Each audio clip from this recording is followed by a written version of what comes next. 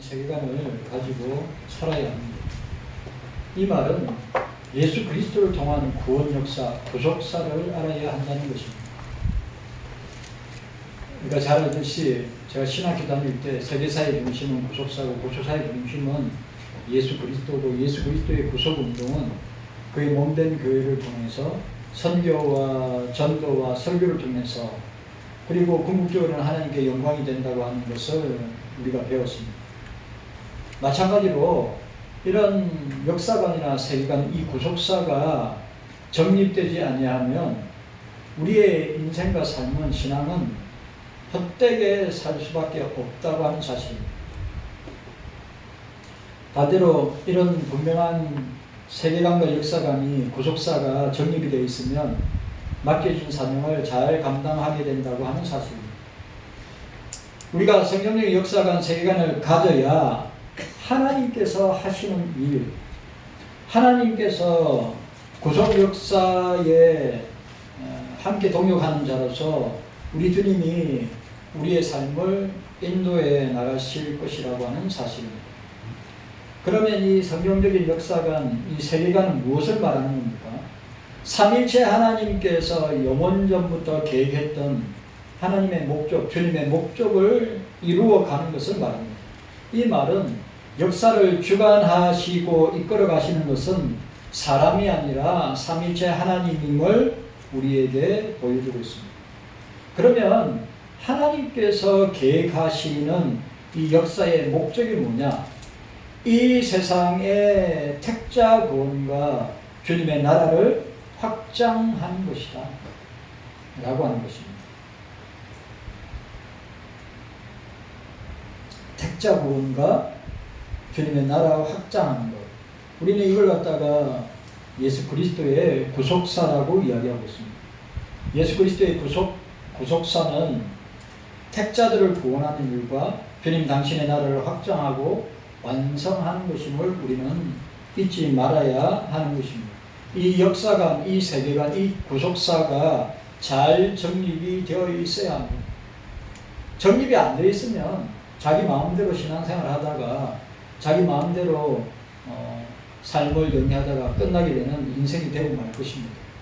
그러니까 성경적인 세계관을 가지고 있지 아니한다면, 성경적인 역사관을 가지고 있지 않는다면, 그리고 이 구속사가 세속사, 이 세상 역사 세속사 안에 구속사가 있는데 그 구속사가 택자들의 구원과 주님 나라의 확장과 완성에 있음을 우리는 분명하게 정립해야 한다는 사실을 기억해야 합니다. 세상의 택자 구원과 주님의 나라 확장은 분리할 수가 없습니다. 뗄래야 뗄 수가 없는 것입니다. 잊지 말아야 합니다. 자, 따라합시다. 택자 구원과 주님 나라의 확장. 성경에 아주 중요한, 성경에 너무너무 중요한 사상입니다.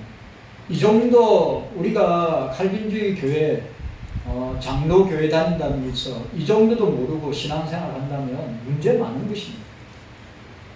왜 하나님이, 왜 주님이 이 세상을 존재하게 하고 시간과 공간과 사람들을 존재하게 하는가? 이 세상 속에 있는 죄인들을 구원한 택자 구원을 위한 것이고 주님 나라를 확장하고 완성하기 위한 것임을 우리는 잊지 말아야 합니다. 만약에 이 세상에 택자 구원이 없고 주님의 나라가 확장되지 않는다면 존재할 이유가 없기 때문입니다. 그런데 성경은 이와 같은 주님의 구속 역사를 따라 시작하고자 이 구속사, 주님의 구속 역사로 시작하고 진행하고 마치게 된다고 하는 사실을 우리가 기억해야 됩니다. 구약은 천지 창조부터 시작해서 말라기 선지자 시대까지 하나님의 구속 역사를 기록하고 있습니다. 그 중에 다윗 시대, 오늘 우리가 읽었던 이 다윗 시대는 하나님의 구속 역사의 경륜을 가시적으로 눈에 보이고 나타내는 가시적 형태로 성취된 시대가 다윗 왕국 시대입니다. 여러분 기억해야 됩니다. 이 다윗 왕국은 바로 주님 나라의 왕국의 모형을, 예표를 보여주고 있다는 사실을 우리가 기억해야 됩니다. 하나님 나라가, 주님의 나라가 세속 국가와 같은 가시적 형태로 드러난 시대가 다윗이 통치하던 시대입니다. 사울 왕 때 아닙니다. 다윗 왕 때였습니다. 하나님께서는 다윗을 이스라엘의 왕으로 세우셔서 그를 통해 주님의 나라, 하나님의 나라를 가시적인 국가 형태로 보여주신 것입니다. 다윗으로 말미암아 세워진 이 가시적 국가의 형태가 하나님 나라라는 철저하게 하나님께서 다윗과 함께 하심으로 세우신 나라임을 우리에게 보여주고 있습니다. 목동이었던 다윗은 사무엘에게 왕이 되도록 기름을 부어서 세움을 받았습니다. 하나님이 하신 일입니다. 여러분들 잘 아시듯이 3m 이상이 되는 골리앗, 마지막 아낙 자손의 후손이 골리앗입니다. 지금은 그 인족들이 없습니다. 왜? 그 마지막 그인족의 마지막 후손이 골리앗이기 때문에. 그리고 그 골리앗이 다윗에게 죽임을 당합니다. 그리고 그는 마침내 다윗 왕국을 통하여 국가를 하나님 나라의 가시적 형태의 주님의 나라를 세우는 모습을 보게 됩니다. 그리고 오늘 본문에 보면 다윗의 세 용사가 나옵니다. 오늘 본문에 보니까 11절 보시기 바랍니다. 다윗에게 있는 용사의 수요가 이러하니라. 함문 사람의 아들 야스보암은 30인의 두목이라 제가 창을 들어 한때 300인을 죽였고 그 다음은 아후아 사람 도도의 아들 엘르아살이니 세 용사 중에 하나이다 고 하였습니다. 근데 이 세 용사 중에 한 명은 이름이 거명되고 있지 않습니까? 하여튼 세 용사라고 이야기하고 있습니다. 특히 그들이 다윗에게 어떻게 충성을 하였는가? 너무너무 중요하죠. 어떻게 그들이 충성하였는가? 자, 이 세 용사들의 충성이 어느 정도였는가를 오늘 우리 본문에서 우리가 보게 됩니다. 오늘 자, 본문 보시기 바랍니다. 본문에 보니까 15절 16절. 자, 15절 16절입니다. 자, 15절 16절 함께 읽도록 하겠습니다.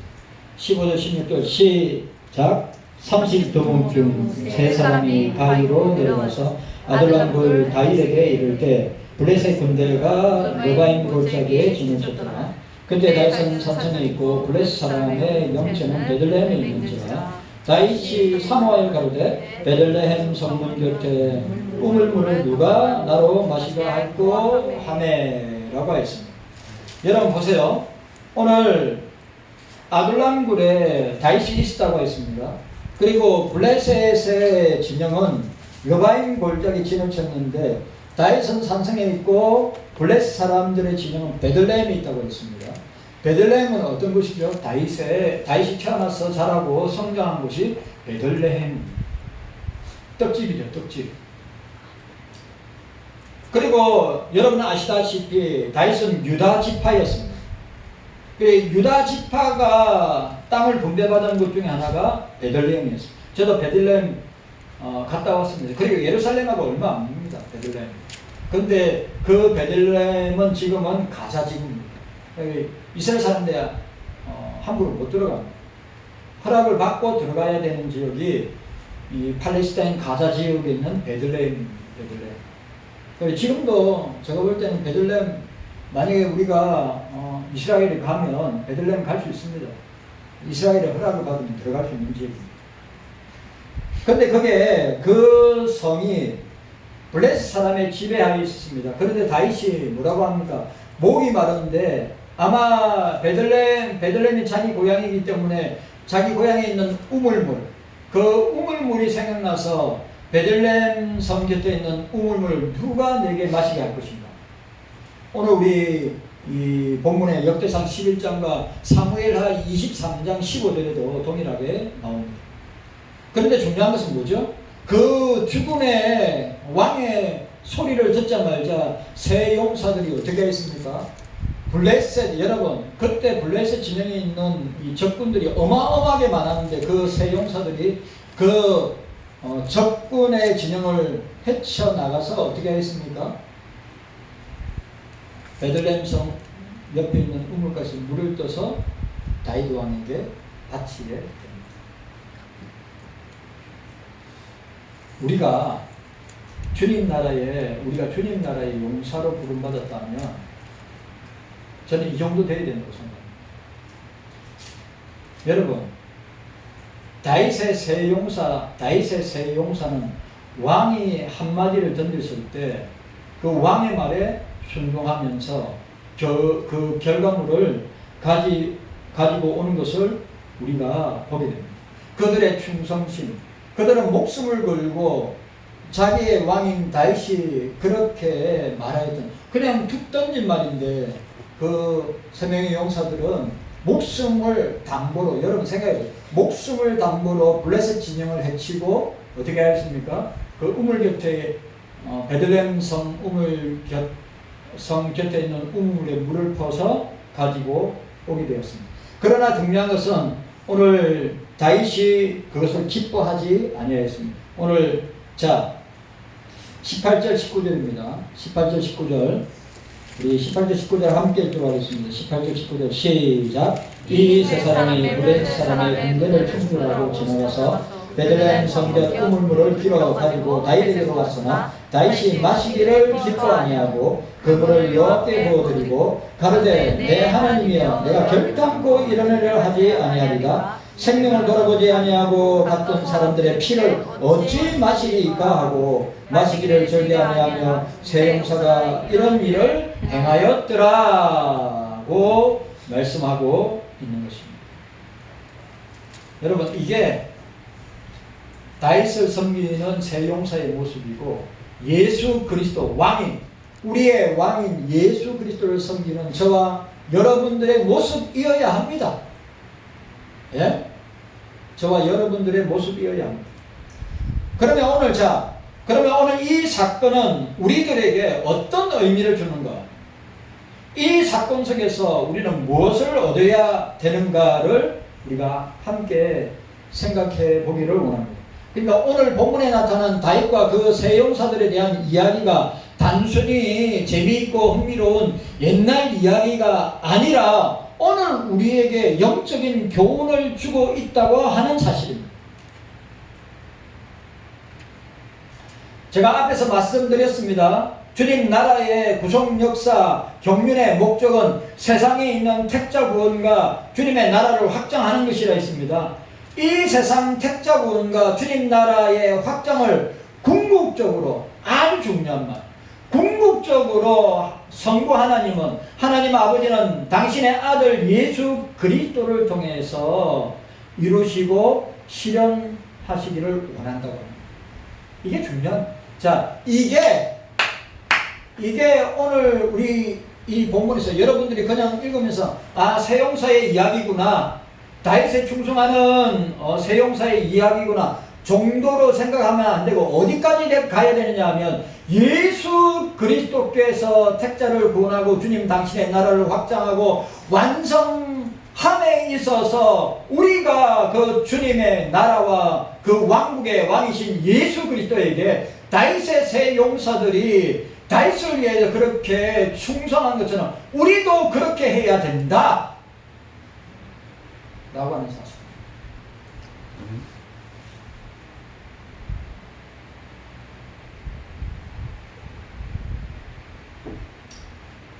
왜냐하면 예수 그리스도께서 택자들의 진정한 구원자고 주님께서 주님의 나라의 진정한 왕이시기 때문입니다. 여러분, 원래 이스라엘의 실제적인 왕은 누구죠? 하나님 자신입니다. 그리고 이스라엘은 신정국가였어요. 인간이 통치하고 다스리는 국가가 아니라 하나님이 왕이 되셔서 통치하는 나라가 이스라엘이었단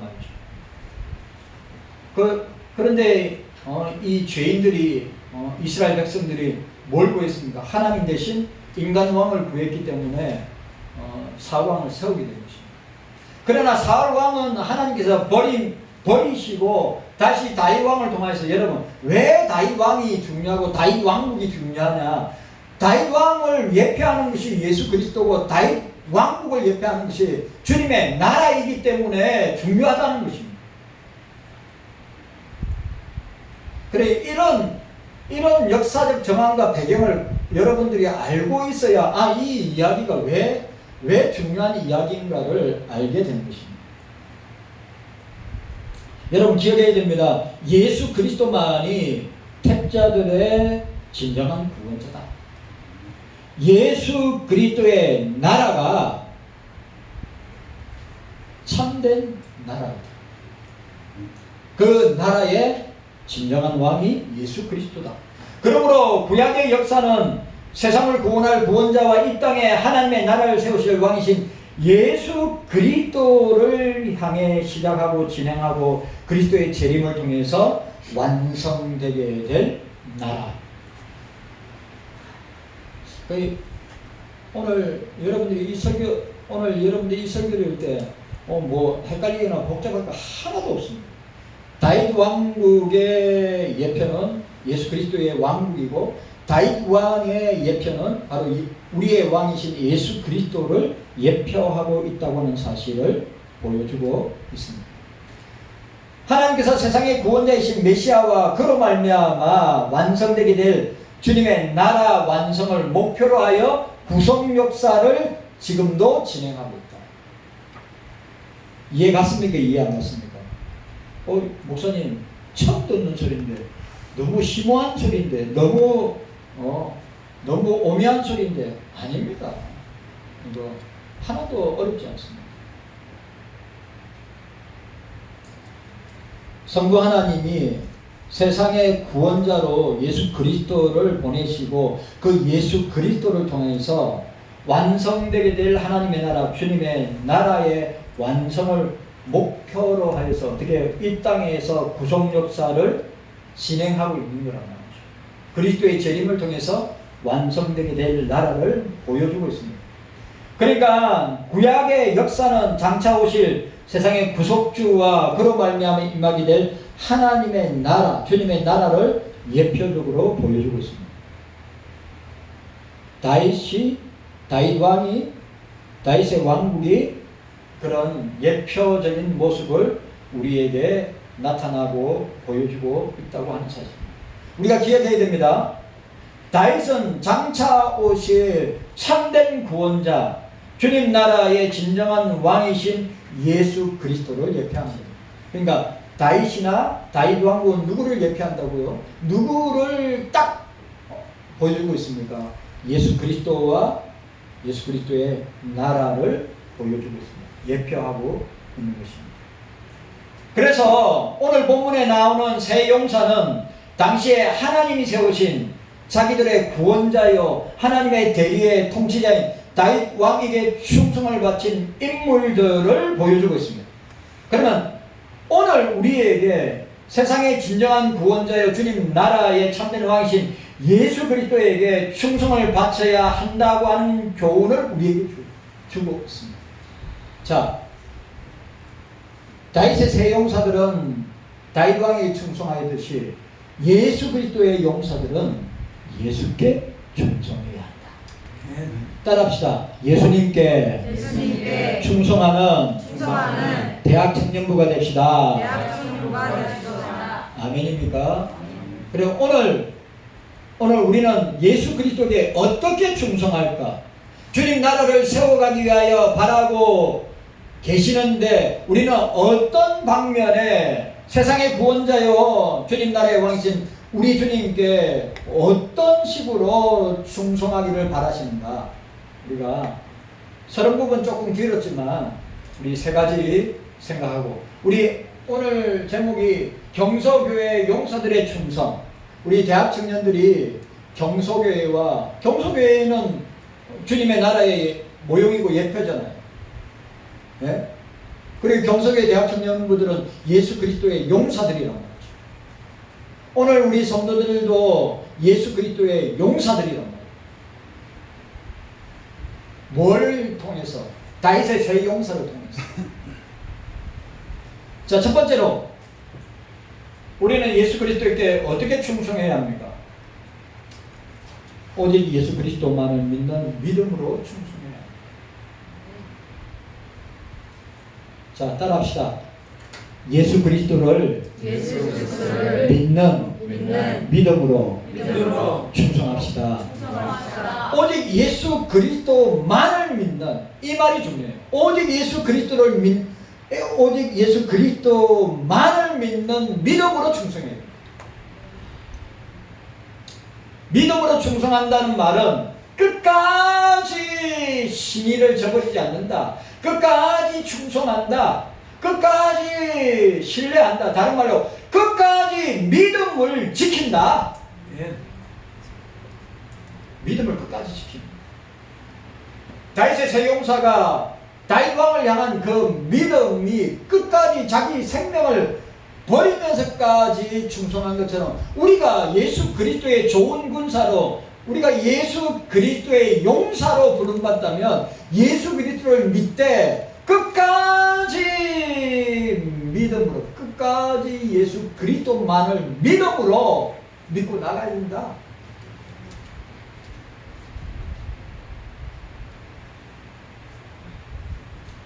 우리가 오전 예배 때 믿음이 이기네 주 예수를 믿으니 온 세상이. 여러분, 세상을 이기는 믿음은 여러분들이 만나게 될 세상의 온갖 문제들과 상황들과 사건들과 여러분들의 개인적인 모든 일에 일어나는 일들을 갖다가 이길 수 있는 것은 딱 한 가지입니다. 예수 믿는 믿음으로만 이깁니다. 네. 믿음이 이기네 주 예수를 믿으니 온 세상이 이기네. 온 세상이란 말은 사단도 이기고 지옥도 이기고 다 이긴다고 하는 사실입니다. 자, 우리가 예수 그리스도를 믿는 믿음에 바로 서 있는 일이 만만치 않습니다. 여러분, 믿음으로 사는 것도 만만치 않고, 믿음에 서서 우리 신앙생활을 갖다가 잘해야 되는데 잘하는 사람이 있는 반면에 못하는 사람도 있잖아요. 그래요, 안 그래요? 잘하는 사람은 잘해요. 그러나 못하는 사람은 진짜 못합니다. 그러니까 우리가 이 예수 믿는 믿음을 지킨다고 하는 이 말이 만만치 않고 절대 쉽지 않다는 거예요. 목사도 마찬가지고 여러분들 마찬가지고. 끝까지 믿음 지킨다는 게 쉬운 것 같죠? 쉽다고 이야기하는 사람이 그 사람이 웃기는 사람입니다. 제가 볼 때 하나도 쉽지 않아요. 주님이 내게 주신 믿음을 지킨다는 것보다 어리고 힘든 것이 없습니다. 왜냐하면 우리는 우리를 공격하는 대적들이 너무 많기 때문입니다. 마귀도 있죠. 사단이 통치하는 세상도 있죠. 그리고 우리 중에 아직도, 오늘 저와 여러분들 중에 아직도 죄성이, 죄의 본성이, 죄의 정욕이, 죄성이 있기 때문입니다. 이것들은 우리들로 하여금 믿음에 바로 서지 못하게 끊임없이 우리를 공격합니다. 그리고 그 공격은 너무너무 다양합니다. 여러분, 자, 마태복음 4장으로 넘어가겠습니다. 마태복음 4장. 마태복음 4장.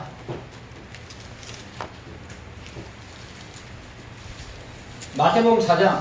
예수님께서 사단에게 시험을 받으실 때 그 시험은 우리에게 동일하게 주어지는 시험입니다. 그리고 그 시험을 이기는 사람이 있는 반면에 그 시험을 이기지 못하여서 믿음을 저버리고 믿음을 떠나고 믿음을 잃어버린 사람도 있단 말입니다. 그게 뭡니까? 세상의 영광이고 물질의 부요함이고 육신의 쾌락입니다. 자, 오늘 보시기 바랍니다. 예수님은 이런 사단의 공격 앞에 어떻게 하셨는가? 예수님은 이런 사단의 공격을 말씀으로 이겼습니다. 자, 4장. 우리 함께 읽도록 하겠습니다. 자, 4장 1절에서 우리 천천히 11절까지 있습니다. 11절까지 우리 함께 읽습니다. 시작. 그때 예수께서 성령에 걸려 마귀에게 시험을 받으러 광야로 가사 40일 밤낮으로 금식한 후에 줄이신지라. 시험하는 자가 예수께 나와서 가로되 내가 만일 하나님의 아들이거든 명하여 이 돌들이 떡덩이가 되게 하라. 예수께서 대답하여 가라사대 기록되었으되 사람이 떡으로만 살 것이 아니요 하나님의 입으로 나오는 모든 말씀으로 살 것이라 하였느니라 하시니라. 이에 마귀가 예수를 거룩한 성으로 데려다가 성전 꼭대기에 세우고 가로되 내가 만일 하나님의 아들이거든 뛰어내리라 기록하였으되 저가 너를 위하여 그 사자들을 명하시리니 저가 손으로 너를 받들어 발이 돌에 부딪히지 않게 하리로다 하였느니라. 예수께서 이르시되 또 기록되었으되 주 너의 하나님을 시험하지 말라 하였느니라 하신데 마귀가 또 그를 데리고 지극히 높은 산으로 가서 천하 만국과 그 영광을 보여 가로되 만일 내게 엎드려 경배하면 이 모든 것을 내게 주리라. 이에 예수께서 말씀하시되 사단아 물러가라 기록되었으되 주 너의 하나님께 경배하고 다만 그를 섬기라 하였느니라. 이에 마귀는 예수를 떠나고 천사들이 나와서 수종더니라. 아멘. 누가복음에는 뭐라 해야 돼요? 마귀가 얼마 동안 떠나 있더라고요. 여러분 보세요. 예수님께 시험한 이 시험이 동일하게 우리 모두에게 동일하게 사단이가 시험하는 거예요. 오늘 마찬가지입니다. 세상의 영광, 물질의 부여, 육신의 말초적인 쾌락, 의식주의 문제. 그런데 예수님은 뭘로 물어요? 기록되었으되 하나님의 말씀으로 그 유혹을 물리치는 것을 보게 되는 것입니다. 우리 경서교회 대학 청년 여러분들, 우리가 인생을 살아갈 때 수많은 예수님이 당한 이 유혹뿐만 아니라 사단의 유혹이 끊임없이 이 젊은 시절에 올 텐데 어떻게 해야 됩니까? 우리는 하나님의 말씀으로, 주의 말씀으로, 성경으로 물리쳐야 되는 것입니다. 그래서 이 성경 말씀을 우리가 무장해야 되고 공부해야 되고 그 성경 말씀을 주야로 묵상하면서 그 말씀대로 살아내기에 힘써야 하는 것입니다. 온갖 유혹 가운데 우리를 박해하고 괴롭힐 때 우리는 어떻게 해야 됩니까? 끝까지 믿음을 지켜야 합니다. 자, 여기 강대상에 보세요. 강대상에 있는 이 우리 고려파 설립자인 이 강대상에 있는 12명의 추록 성도들이 바로 그런 믿음을 끝까지 지킨 분들입니다. 신사참배 반대하다가 자식들은 다 뿔뿔이 흩어지고 교회와 성도들 다 뿔뿔이 흩어지는데 신사참배한 목사들은 호의호식하고 자식들은 유학가고 일본으로 유학가고 미국으로 유학가고 호의호식하면서 살았던 사람들. 과연 그들이 우리 추록 성도인 우리 신앙의 선배들은 끝까지 믿음을 지킨 이분들은 주님 앞에 섰을 때 얼마나 많은 칭찬과 멸류관의 상급이 있겠어요. 그러네 신사참배를 교회 지킨다고 성도들 지킨다고 말도 안 되는 변명을 하면서 너희들만 교회 지켰냐? 우리도 교회 지켰다. 신사참배하면서 참배한 목사들에게는 온갖 부귀영화가 따랐습니다. 그런데 저분들은 부귀영화가 아니라 우리가 상상하지 못하는 고문과 핍박과 가정이 뿔뿔이 흩어지는 그런 고난을 당하신 분들입니다. 끝까지 오늘 밥을 맛있게 먹었어요. 왜 조는 사람이 있어? 끝까지 믿음을 지키는 저와 여러분들이 되시기를 주님의 이름으로 축복합니다. 네. 끝까지 믿음을 지킵니다. 자, 오늘 두 번째로 우리 경서교회, 교용서교회 용사들의 충성은 어떤 충성해야 되냐? 오직 성경 말씀에만 순종하고 충성해야 합니다. 자, 따라합시다. 오직 성경 말씀에만 순종하고 충성해야 합니다. 아멘입니까? 오직 성경 말씀에만 순종하고 충성해야 된단 말이에요. 세상에 충성하는 게 아니라 사람에게 충성하는 게 아니라 오직 하나님의 말씀, 성경 말씀. 우리들이 주님께 바칠 충성은 어떤 업적이나, 이 말 제가 중요합니다. 우리들이 주님께 바칠 충성은 어떤 업적이나 교회를 개척하여 큰계를 이루거나 아니면 선교지에 가서 복음 전파해서 수많은 사람을 예수께 돌아오게 하는 거나 아니면 자기의 전 재산을 들어서 예배당을 지어 바쳤다든가, 그거보다 더 우선적이고 더 중요한 것이 뭐냐? 일상생활 중에 주의 말씀, 성경 말씀에 순종하는 것이 우리가 끝까지 가장 중요하게 생각해야 될 충성이다.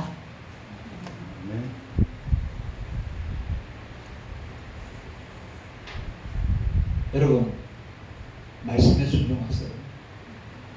성경 말씀에 순종하세요. 내 생각, 내 의지, 내 뜻, 내가 하고 싶은 대로 말 뱉고 행동하고 교회 안에서, 그건 다 거침돌이고 부딪히는 거고 다 서로 상처 주고 아프게 하는 거예요. 그러나 믿음의 사람은, 주님께 충성하는 사람은 어떻게 해요? 주의 말씀에 순종합니다. 내 뜻이 아니라, 내 뜻은 죽이고 주의 말씀에 순종하고 주의 말씀에 순종하는 사람, 주의 말씀을 따라가기 때문에 문제가 생길 것이 없어요. 문제 생기는 사람은 어떤 사람입니까? 순종 안 하는 사람이에요. 성경 말씀에 순종하지 않는 사람입니다. 제가 지금까지 경서교회 섬기면서, 그 전에 교회를 섬기면서 내가 보고 경험하고 체험한 겁니다. 여러분, 예수님만 믿고 충성해야 돼요. 예수님의 말씀, 성경 말씀에만 순종하고 충성해야 합니다. 사무엘이, 사울왕이 사무엘이 안 왔어요. 전쟁에 이제 블레셋하고 싸움을 나가야 되는데 사무엘이 안 나오니까 어떻게 했습니까? 예배를, 여러분, 이건 월권 행위인 거 아시죠? 예배를 집례하는 것은 선지자요. 신약시대에 예배를 집례하는 것은 목사가 하는 거예요. 근데 사울왕이 어떻게 했습니까? 제사장이, 선지자가 할 수 있는 일을 사울왕이 했어요. 근데 하나님 그거 기뻐하셨을까요? 안 했어요? 기뻐하지 않았습니다. 그래서 사울왕은 어떻게 했어요? 버렸습니다. 그러니까 무슨 말입니까? 말씀의 원리에 따라서 우리가 그 말씀에 충성하고 순종하며 그 말씀대로 살아가지 아니하고 내 생각과 느낌과 내가 하고 싶은 대로 하는 것은, 그는 하나님의 말씀도 아니고 성경도 아니고 자기. 그거 아셔야 됩니다. 그래서 사무엘이 이렇게 이야기합니다. 사무엘상 15장 22절 23절에 이렇게 이야기합니다. 사울왕에게 이렇게 이야기합니다. 여호와께서 번제와 다른 제사를 그의 목소리를 존경하는 것을 좋아하신 같이 좋아하시겠나이까? 순종이 제사보다 낫고 듣는 것이 수양의 기름보다 나으니 이런 거역하는 것은 점치는 죄와 같고 완고한 것은 사신 우상에게 절하는 죄와 같음이니라.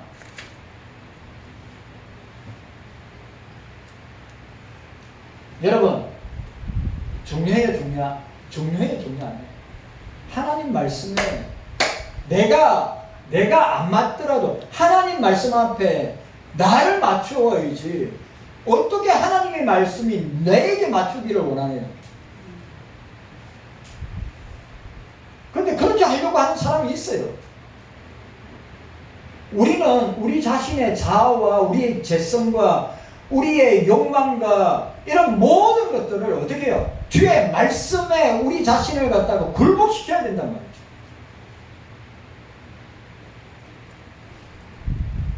주의 말씀에, 성경 말씀. 그러니까 우리 자아가 아직도 살아있어요.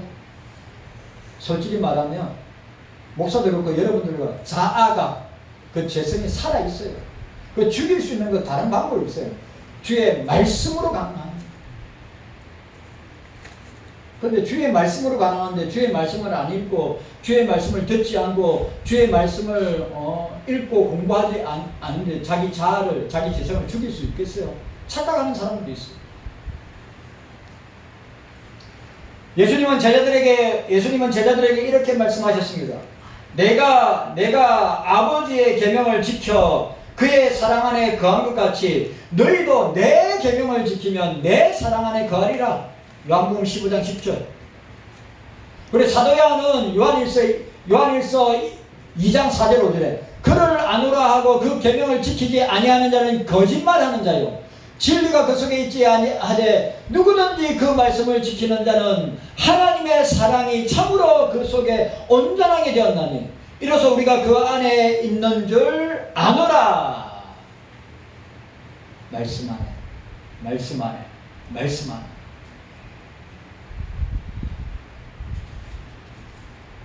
여러분, 성경 말씀에 우리 대학 청년 여러분들 큰 비전, 큰 꿈, 큰 야망을 가지기 전에 내가 이렇게 해서 내가 성공해야 되겠다고 하기 전에 하나님 말씀, 성경 말씀에 순종하고 충성하시기를 바랍니다. 그래야 하나님이 사용하십니다.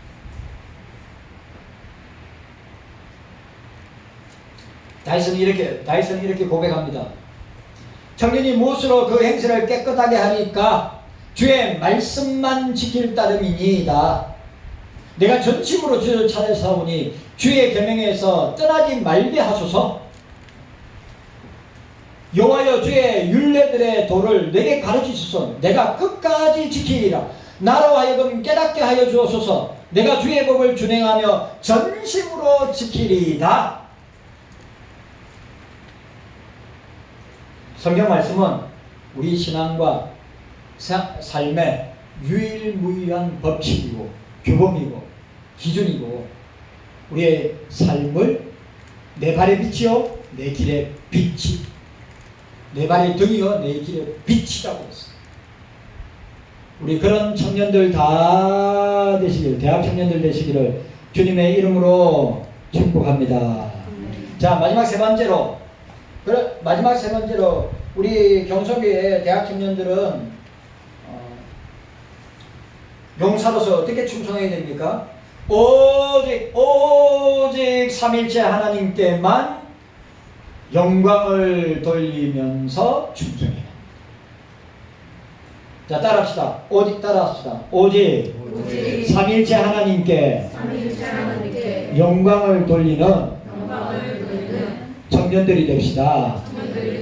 오직 삼위일체 하나님의 영광만을 위해 사는 일에 충성해야 합니다. 우리가 하나님의 영광을 위해서 살아야 할 중요한 이유가 무엇입니까? 자, 질문. 우리가 왜 하나님의 영광을 위해서, 주의 영광을 위해서 우리가 살아야 합니까? 이유가 뭐죠?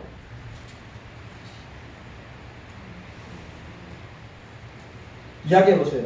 이제 거의 다 끝나가요. 왜 우리가 하나님께 영광 돌리면서 살아야 될 이유, 당위성, 핵심이 뭡니까? 우리가 주의 것이기 때문인 것입니다. 자, 로마서 14장 8절에 우리가 살아도 주를 위해 살고 죽어도 주를 위해 죽나니 그러므로 사나 죽으나 우리가 주의 것이로다. 우리가 주님의 것이기 때문에 주님께서 우리를 죄 가운데 구원하신 구원자이시기 때문에 우리는 삼일체 하나님께 주님께 영광 돌리는 삶을 살아야 됩니다. 그리고 충성해야 됩니다. 자, 고린도전서 6장 19절에서 20절에 이렇게 되어 있습니다. 너희 몸은 너희가 하나님께로부터 받은 바 너희 가운데 계신 성령의 전인 줄 알지 못하느냐? 너희는 너희 자신의 것이 아니라 값으로 산 것이 되었으니 그런즉 너희 몸으로 하나님께 영광을 돌리라. 뭡니까? 다 주의 것이라. 고린도전서 10장 31절 그런즉 너희가 먹든지 마시든지 무엇을 하든지 다 하나님의 영광을 위하여 하라. 빌립보서 1장 20절 21절 지금도 전과 같이 온전히 담대하여 살든지 죽든지 내 몸에 그리스도가 존귀하게 되게 하려 하나니 이는 내가 사는 것이 그리스도니 죽는 것도 유익함이라고 말씀하셨습니다. 자, 오늘 핵심이 뭡니까? 오늘 여기서 제가 로마서, 고린도전서, 빌립보서 이야기할 때 우리가 삼일째 하나님께만 영광을 돌리면서 살고 일하는 데 충성해야 되는 것이 뭐냐? 우리가 그리스도의 것이기 때문에, 우리가 주의 것이기 때문에 우리는 충성해야 한다. 여러분, 그런 저와 여러분들 다 되시기를 주님의 이름으로 축복합니다. 대학 청년 여러분, 우리는 하나님께서 우리 대학 청년 여러분들을 충성된 일꾼으로 세워주셨습니다. 그래서 우리가 게으름과 안일한 자리에 서 있지 않냐고 우리는 주를 위하여서 우리가 충성해야 합니다. 제가 여러분들에게 말씀드린 것처럼 예수 믿는 믿음을 끝까지 지키면서 충성해야 됩니다. 그리고 저와 여러분들은 성경 말씀에만 순종하고 충성해야 됩니다. 그리고 오직 하나님께만 영광 돌리고 사는 게 충성해야 합니다. 우리 대학 청년부 우리 모든 회원들이 하나님 영광을 위해 쓰임받는 또 이 나라와 교회와 또 주님 나라에 쓰임받는 일꾼 되기를 주님의 이름으로 축원합니다. 주님 감사합니다. 우리 모두에게 깨닫는 은혜가 있게 하여 주시옵소서.